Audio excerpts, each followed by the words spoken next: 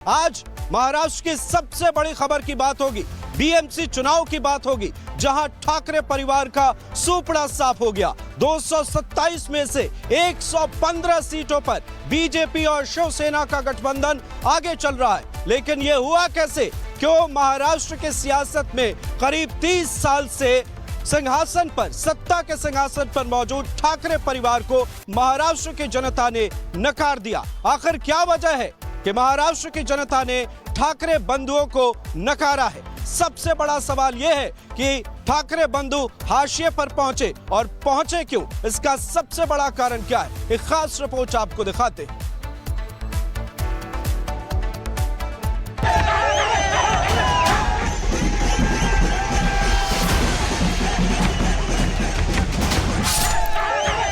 ठाकरे परिवार का सबसे मजबूत किला आज भरभरा कर गिर गया।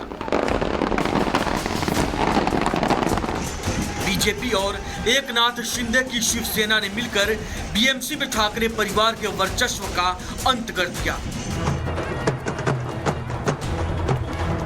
पहली बार ठाकरे परिवार के नेतृत्व वाली शिवसेना के हाथ से बीएमसी की सत्ता पूरी तरह निकल गई।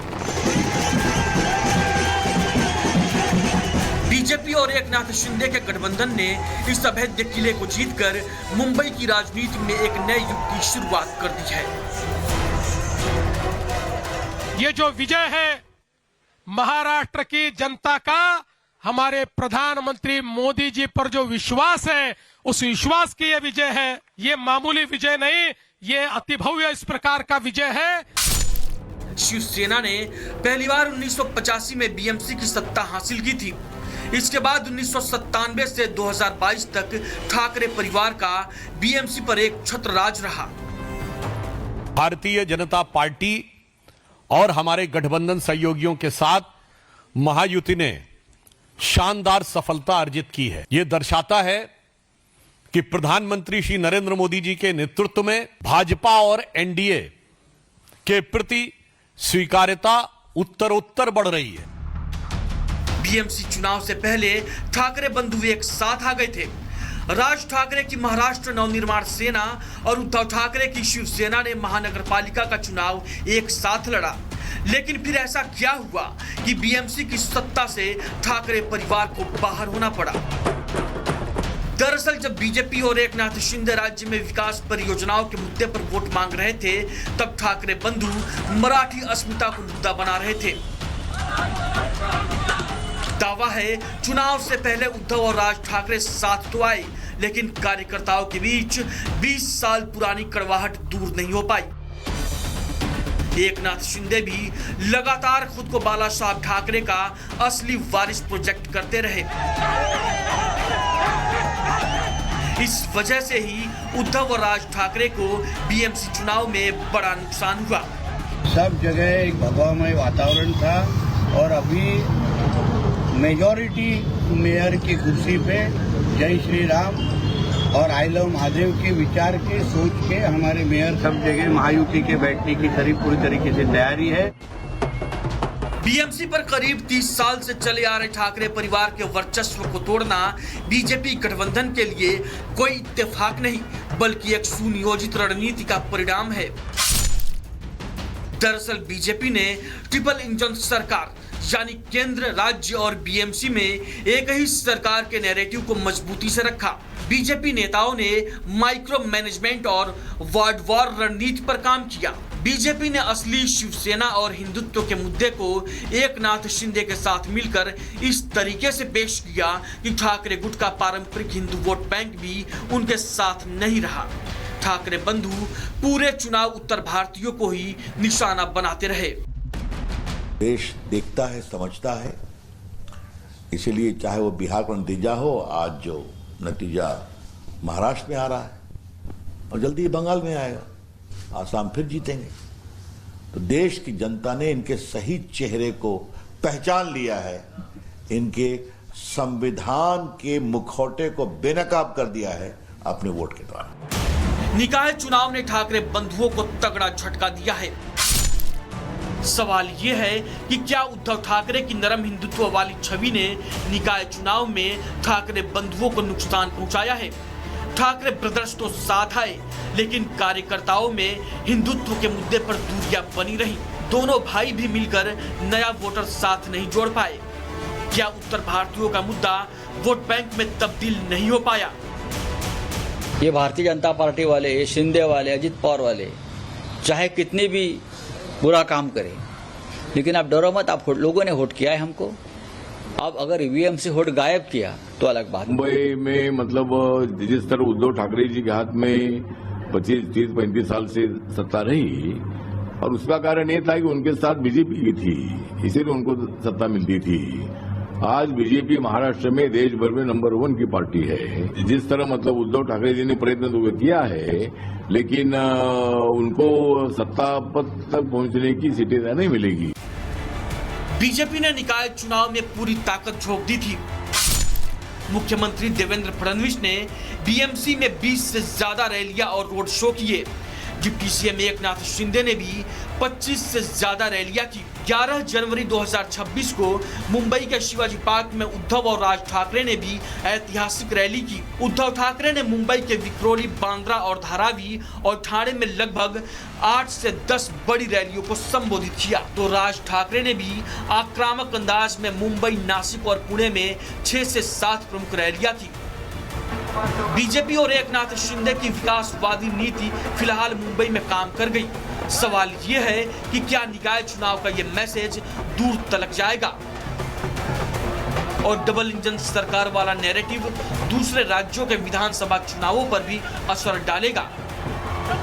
Bureau report, Republic Bharat. आज महाराष्ट्र की सबसे बड़ी खबर की बात होगी, बीएमसी चुनाव की बात होगी, जहां ठाकरे परिवार का सुपड़ा साफ हो गया। 227 में से 115 सीटों पर बीजेपी और शिवसेना का गठबंधन आगे चल रहा है। लेकिन यह हुआ कैसे? क्यों महाराष्ट्र के सियासत में करीब 30 साल से सिंहासन पर, सत्ता के सिंहासन पर मौजूद ठाकरे परिवार को महाराष्ट्र की जनता ने नकार दिया? आखिर क्या वजह है कि महाराष्ट्र की जनता ने ठाकरे बंधुओं को नकारा है? सबसे बड़ा सवाल यह है कि ठाकरे बंधु हाशिए पर पहुंचे, और पहुंचे क्यों? इसका सबसे बड़ा कारण क्या है? एक खास रिपोर्ट आपको दिखाते हैं।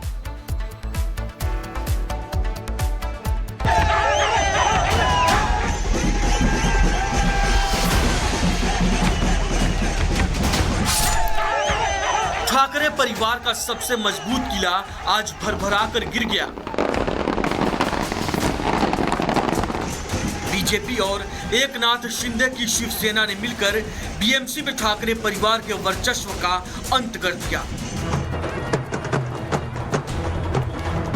पहली बार ठाकरे परिवार के नेतृत्व वाली शिवसेना के हाथ से बीएमसी की सत्ता पूरी तरह निकल गई। बीजेपी और एकनाथ शिंदे के गठबंधन ने इस अभेद्य किले को जीतकर मुंबई की राजनीति में एक नए युग की शुरुआत कर दी है। ये जो विजय है महाराष्ट्र की जनता का, हमारे प्रधानमंत्री मोदी जी पर जो विश्वास है, उस विश्वास की ये विजय है। ये मामूली विजय नहीं, ये अति भव्य इस प्रकार का विजय है। शिवसेना ने पहली बार 1985 में बीएमसी की सत्ता हासिल की थी। इसके बाद 1997 से 2022 तक ठाकरे परिवार का बीएमसी पर एक छत्र राज रहा। भारतीय जनता पार्टी और हमारे गठबंधन सहयोगियों के साथ महायुति ने शानदार सफलता अर्जित की है। यह दर्शाता है कि प्रधानमंत्री श्री नरेंद्र मोदी जी के नेतृत्व में भाजपा और एनडीए के प्रति स्वीकार्यता उत्तरोत्तर बढ़ रही है। बीएमसी चुनाव से पहले ठाकरे बंधु एक साथ आ गए थे। राज ठाकरे की महाराष्ट्र नवनिर्माण सेना और उद्धव ठाकरे की शिवसेना ने महानगरपालिका का चुनाव एक साथ लड़ा। लेकिन फिर ऐसा क्या हुआ कि बीएमसी की सत्ता से ठाकरे परिवार को बाहर होना पड़ा? दरअसल जब बीजेपी और एकनाथ शिंदे राज्य में विकास परियोजनाओं के मुद्दे पर वोट मांग रहे थे, तब ठाकरे बंधु मराठी अस्मिता को मुद्दा बना रहे थे। दावा है चुनाव से पहले उद्धव और राज ठाकरे साथ तो आए, लेकिन कार्यकर्ताओं के बीच 20 साल पुरानी कड़वाहट दूर नहीं हो पाई। एकनाथ शिंदे भी लगातार खुद को बाला साहब ठाकरे का असली वारिस प्रोजेक्ट करते रहे। इस वजह से ही उद्धव और राज ठाकरे को बीएमसी चुनाव में बड़ा नुकसान हुआ। सब जगह एक भगवामय वातावरण था और अभी मेजॉरिटी मेयर की कुर्सी पे जय श्री राम और आई लव महादेव के विचार के सोच के हमारे मेयर सब जगह महायुति के बैठने की पूरी तरीके से तैयारी है। बीएमसी पर करीब 30 साल से चले आ रहे ठाकरे परिवार के वर्चस्व को तोड़ना बीजेपी गठबंधन के लिए कोई इत्तेफाक नहीं बल्कि एक सुनियोजित रणनीति का परिणाम है। दरअसल बीजेपी ने ट्रिपल इंजन सरकार यानी केंद्र, राज्य और बीएमसी में एक ही सरकार के नैरेटिव को मजबूती से रखा। बीजेपी नेताओं ने माइक्रो मैनेजमेंट और वार्ड वॉर रणनीति पर काम किया। बीजेपी ने असली शिवसेना और हिंदुत्व के मुद्दे को एकनाथ शिंदे के साथ मिलकर इस तरीके से पेश किया कि ठाकरे गुट का पारंपरिक हिंदू वोट बैंक भी उनके साथ नहीं रहा।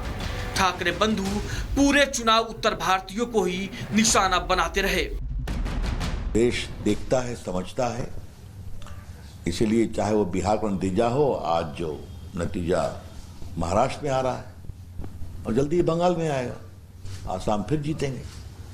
तो देश की जनता ने इनके सही चेहरे को पहचान लिया है, इनके संविधान के मुखौटे को बेनकाब कर दिया है अपने वोट के द्वारा। निकाय चुनाव ने ठाकरे बंधुओं को तगड़ा झटका दिया है।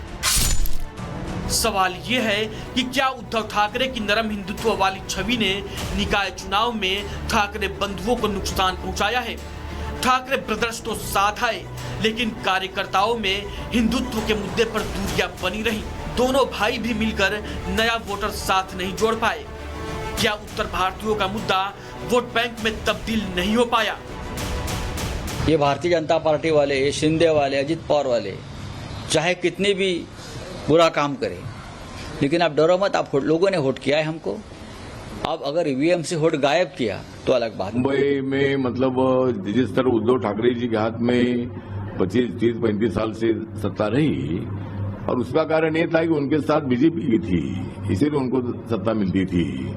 आज बीजेपी महाराष्ट्र में देश भर में नंबर 1 की पार्टी है। जिस तरह मतलब उद्धव ठाकरे जी ने प्रयत्न तो किया है, लेकिन उनको सत्ता पद तक पहुंचने की सीटें नहीं मिलेगी। बीजेपी ने निकाय चुनाव में पूरी ताकत झोंक दी थी। मुख्यमंत्री देवेंद्र फडणवीस ने बीएमसी में 20 से ज्यादा रैलियां और रोड शो किए।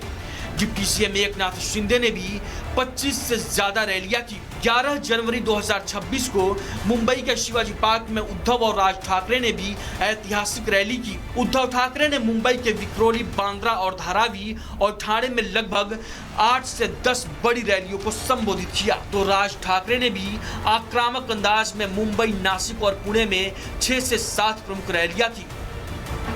बीजेपी और एकनाथ शिंदे की विकासवादी नीति फिलहाल मुंबई में काम कर गई। सवाल यह है कि क्या निकाय चुनाव का यह मैसेज दूर तलक जाएगा और डबल इंजन सरकार वाला नैरेटिव दूसरे राज्यों के विधानसभा चुनावों पर भी असर डालेगा। Bureau report, Republic Bharat.